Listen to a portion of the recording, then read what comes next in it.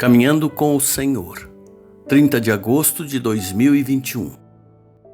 Então Davi deu a Joabe, o comandante do seu exército, a seguinte ordem: vá com seus oficiais por todas as tribos de Israel, do norte ao sul, e faça uma contagem do povo. Eu quero saber quantos somos. 2 Samuel 24:2.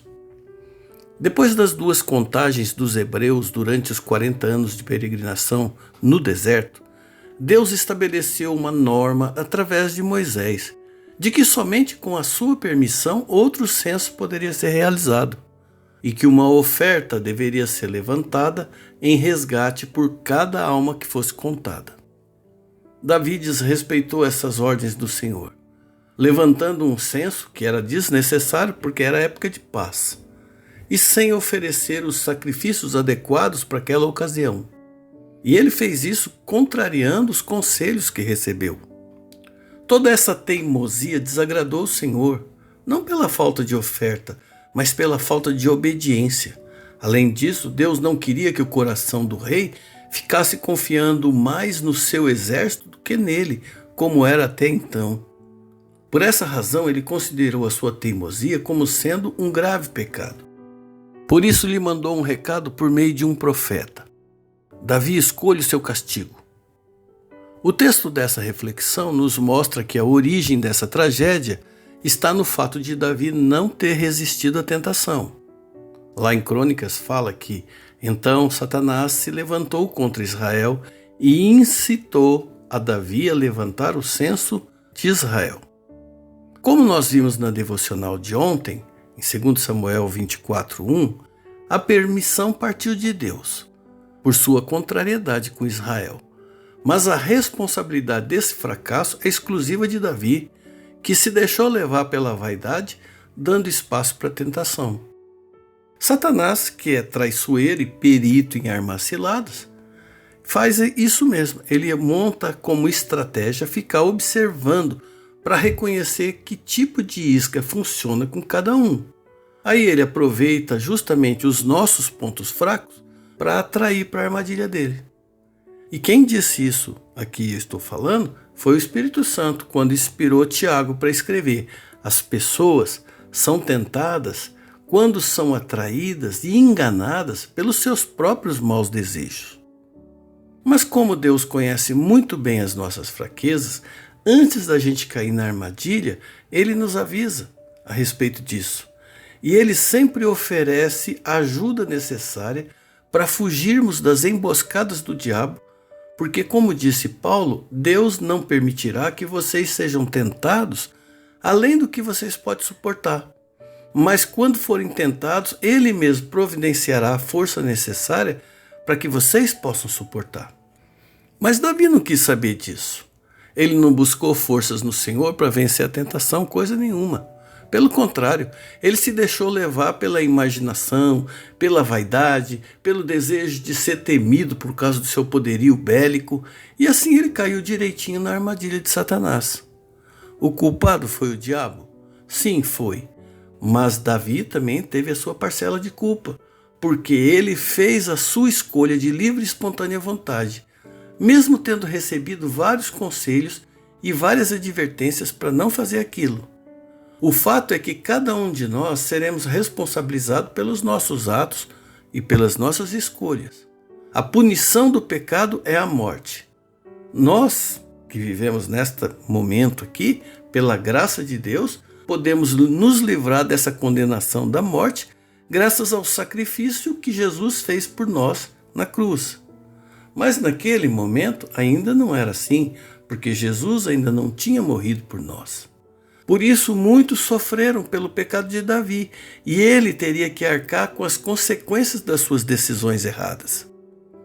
No entanto, Deus aceitou o sacrifício substitutivo de um cordeiro para morrer no lugar de Davi e cancelar o pecado de Davi, porque Deus enxergou no coração de Davi um coração contrito, arrependido e sincero, de alguém que reconheceu seu erro, que se arrependeu do erro, que se humilhou perante o Senhor e que confessou seu pecado.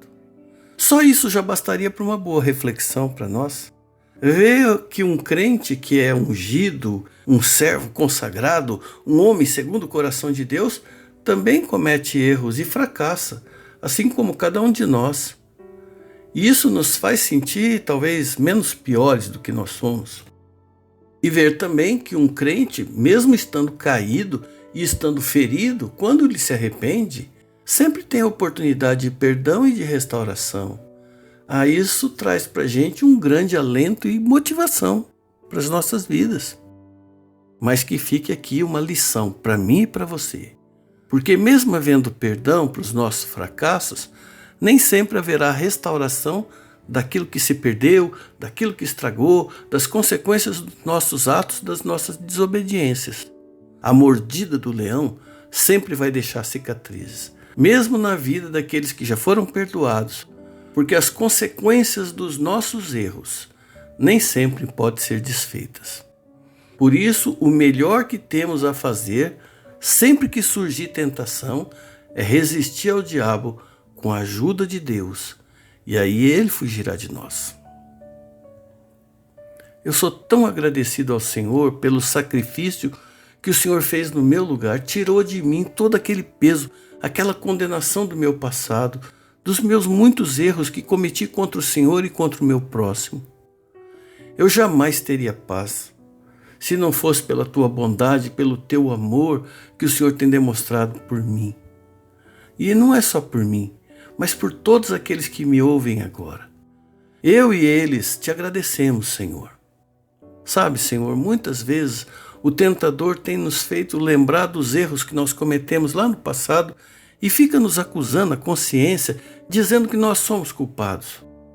Por isso nós queremos te pedir que nos faça lembrar sempre que nós não somos mais escravos do pecado, que não existe mais condenação para aqueles erros que nós já confessamos ao Senhor.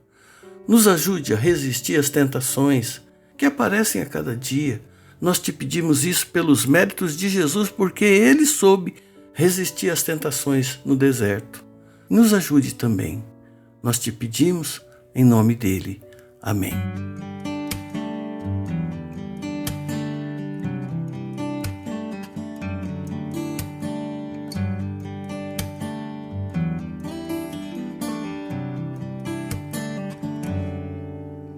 De todas as provas que eu já passei, é bem difícil, Senhor. A gente às vezes ouviu acusações do vil tentador. Lembranças do passado vêm e querem me fazer parar, ou mesmo palavras de alguém que não quer na gente acreditar. E quase parando, sem força e vigor, a gente lê a palavra e encontra bastante poder pra vencer e continuar a jornada. E ver que o passado ficou pra trás, pois Cristo na cruz tudo já venceu. E saber que dele não lembra mais, eu canto pra glória de Deus. Nenhuma condenação há para quem está em ti, Jesus, cuja vida coberta está pelo sangue que desceu na cruz. É certo que provas virão, investidas do vil tentador, mas nenhuma condenação há para quem está em ti, querido Senhor.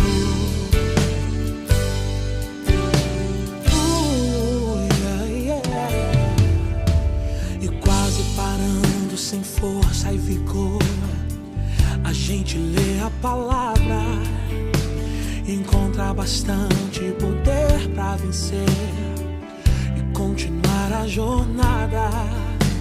E ver que o passado ficou pra trás, pois Cristo na cruz tudo já venceu.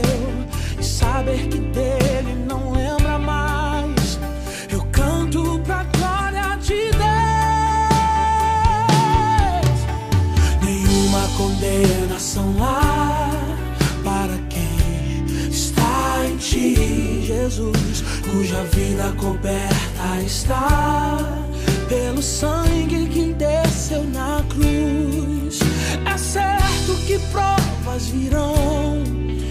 investidas do vil tentador, mas nenhuma condenação há para quem está em ti, querido Senhor.